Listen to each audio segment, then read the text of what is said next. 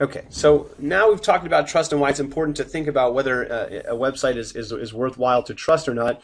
Okay, and that's because anybody can post to the internet, so we need to think about whether or not it's worthwhile to trust the information that we're looking at. I'm going to give you a couple of methods for figuring out whether a source is trustworthy. All right, so let's take a look. I'm going to give you 4 different things that you can look at, and that will help you to determine whether something's legit. The first one is its top-level domain, and I'll explain what that means in a second. The second one is its about or authoring information. Again, that's really important. The third one is the site quality, okay, like how good the site is. And the last one is links to and from the site. So let's go through each one individually. We'll start with the top-level domain. So the top-level domain, you actually probably know what this is. You've just never heard the official name for it. The top-level domain is the very end of a website's address, which is also known as its URL. Brownie points if you know what that means. That's the top-level domain, the very end of a website's address. So, for example, .com or .edu, these are top-level domains. And let me just show you a couple of them, the more common ones, right? .com is the most common one. It's actually short for commercial, like a business is a commercial industry. Okay, and it's actually open to anyone. So you can get a .com address. It doesn't matter who you are. You just have to register for the address if it's not taken already, and it's yours. But some of the top-level domains actually require that you are a special type of person or business or organization in order to get that domain. So, for example, there's .edu, right, which is only open to educational institutions, so that's schools and universities, okay? So if I'm Joe Schmo, I can't register a .edu address on the internet because I'm not an educational institution. And so when you're going through your work and you find some website and it's a .edu web page, you can trust that a little bit more than some just plain old .com page because you know it's coming from a school or university. Now, it doesn't mean that instantly it's true, because there are plenty of schools and universities that say things that you shouldn't trust, but it's at least a start. Okay, similarly, right, we have these .gov and .mil addresses, which are both from the United States government, .gov just being the government agencies in general, and .mil from the U.S. military. These are only registerable to the government and the military, and that means that you can pretty much trust those as much as you can trust the government and the military. Okay, the .org TLD, the top-level domain, is really interesting because originally it was only open to organizations like non-profit organizations. Prospect Hill Academy would be a good example. But technically it is open to all. So that doesn't automatically mean that if it has a .org, then it is an organization and not a company or something else. But for the most part, the .org names are only organizations. So you can trust a little bit more, perhaps, a non-profit organization than a profit organization if the profit organizations have some motive, right? They're trying to make money.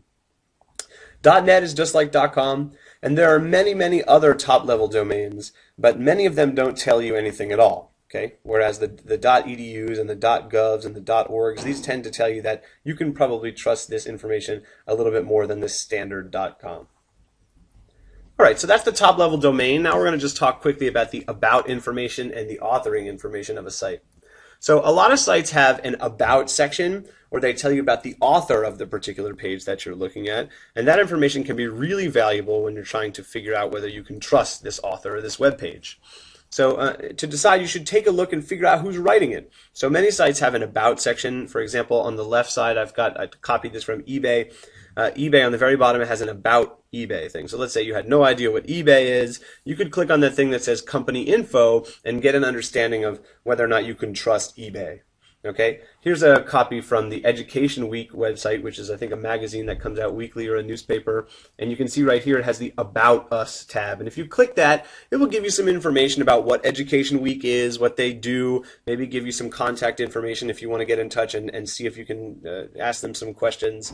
This About information can be really valuable in determining whether a website is legit. If the About information tells you it's a company with 50,000 people, then you can probably trust that a little bit more than the about information telling you it's one dude in his basement. Okay. Also, if what you're reading is written by an individual author, you might be able to find out some information about that man or woman, and with that, it might make things a little bit more trustworthy, right? So, for example, I read a blog by a guy named Matthew Iglesias, and it tells you all the different things he's done. He went to Harvard, He used to be an associate editor at The Atlantic, which is a very reputable magazine, and so this guy's got some experience. I can probably trust him. Another option would be to Google the name of the person who wrote something and see what information there is about that person. All of this is to analyze the author of something, right? Because if you can find out who the author is, who wrote something, then you might be in a better place to decide whether his or her writing is legit. All right, so that's the about and authoring information. Let's talk about site quality. Take a look at these two websites. The first one is just black background, white text, all these different colors and all that. And the other one is well formatted. It has sections, pictures. It looks official. It looks professional. Okay, which one do you think you would trust more? The one with the haiku or the one with the small headshots of the people writing the political commentary? See, for me, I would trust the website on the bottom here because it seems more professional. Now, of course, looks can be deceiving. Just because a website looks professional doesn't mean it's actually legit. However, if you had to decide one or the other, I would trust the one that looks more professional. Okay, it means that there's more people working there. There's probably somebody checking the facts at this website as opposed to this one, which is probably just some guy's website where he writes his rambles and nobody's looking into the facts. All right, and the last one, this is a really important one, is links to and from the site. Well, one of the most important things that the internet has are these links. You can click on them and they take you to another place in the internet. And they're a really powerful way to traverse the internet to get across from page to page.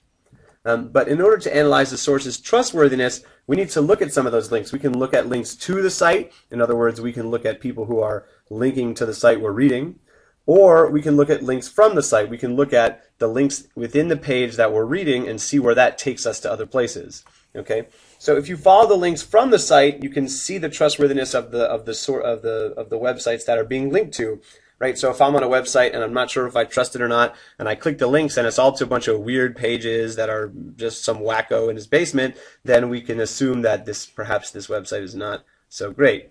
However, if I'm on a website and it has a couple links on the page and I click them and they're to very professional web pages that all have .org and .gov addresses, then I can really, really trust it. Okay.